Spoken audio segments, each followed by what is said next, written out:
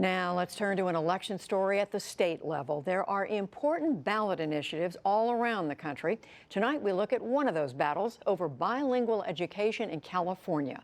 More than 9% of all students in the United States don't speak English fluently.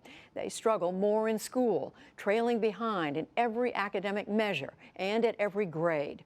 In California, that's true for nearly 1 in every 4 children, or almost 1.5 million kids. Special Correspondent Kavitha Cardoza with our partner, Education Week, visited California, where voters will soon decide how to best teach these children. It's part of our weekly series, Making the Grade. At a farmer's market in San Francisco, signs of multiculturalism are everywhere. A good place to convince citizens to vote in favor of allowing bilingual education in California schools. Hi, we're here with information about Proposition 58 that's going to be on the ballot in November. And what Proposition 58 will do will really put the decision-making back into the hands of the people closest to the students, the parents and the schools. Almost 20 years ago, Californians overwhelmingly voted in favor of doing exactly the opposite, voting for a proposition which required students who didn't speak English fluently to be taught only in English. Most bilingual programs closed. A Silicon Valley software developer was the architect of the successful English-only proposition back then. Ron Unz remains opposed today. You're not a parent, a teacher, a researcher. How did this become your issue?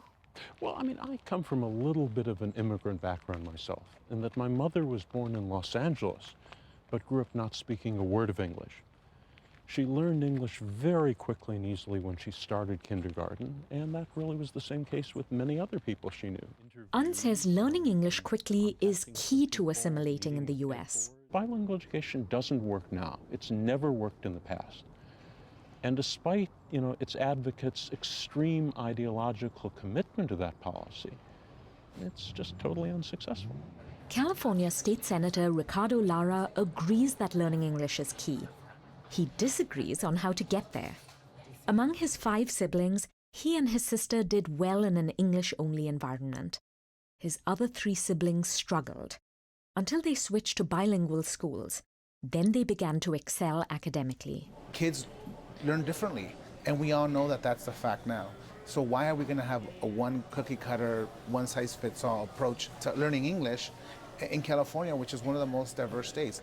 State Senator Lara is sponsoring Proposition 58, which will make it easier for local school districts to expand bilingual education. He says it's part of a broader cultural shift in the past 20 years. Globalization has made knowing another language a benefit rather than a burden. Adelante Spanish Immersion School saw the benefit 20 years ago. They managed to keep their bilingual programs intact.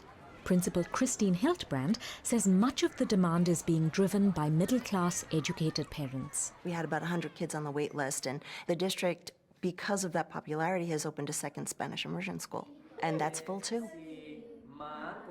Their method is called dual language immersion.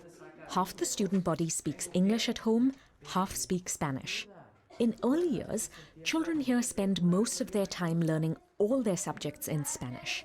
Gradually, more classes are taught in English until the 4th grade, when they spend exactly half the time in each language. Learning a second language was hard at first, but Ariana Barker says it gets easier. And then I'm like, oh, so now it's English time, and now I speak in English, and my brain just switches off. Children say knowing 2 languages is useful, even beyond school. Sometimes I use Spanish when I go to a market, because sometimes people at the market, they speak Spanish. And also, I went to Spain, and so everybody there speaks Spanish, so it was very useful. My mom works cleaning houses, and sometimes she wants to send messages to her boss to clean the house. And then sometimes she wants me to help her to put what to say and stuff like that. Laurie Olson is a bilingual advocate. Proficiency in 2 or more languages is important. It's a skill. It's a high-level skill. We as a society need people who can be the firefighters and the service providers and the doctors and the diplomats that have the ability to speak across languages and communities. There's a broad coalition in favor of giving school districts the option of bilingual education. But critics like Ron Unz remain unconvinced. And I think it would be very ridiculous for the state to consider moving back to the old Spanish almost only system of so-called bilingual education. He points out after the English-only proposition passed, test scores went up. But that's only half the story. Though there was an initial bump, when researchers followed these children over time, they found by middle school, those in English-only classes struggled. Because it's hard to keep up with, say, science or history if you don't fully understand what's being said. Only those in bilingual classes continue to do well in school. How does Adelante stack up? Student scores are 7 points higher in reading than the state average and 13 points higher in math. And by 5th grade, children are fully bilingual.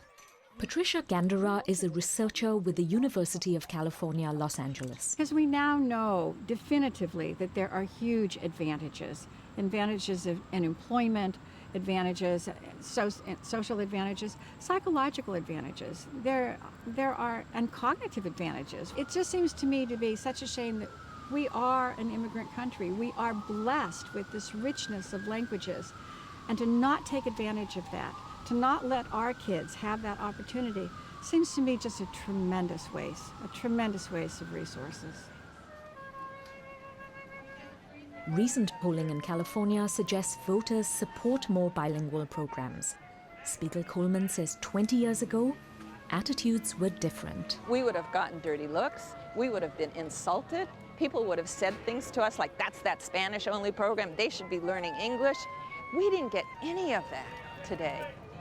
She's hoping those changed attitudes will translate into votes this November. For the PBS NewsHour and Education Week, I'm Kavitha Cardoza reporting from San Francisco.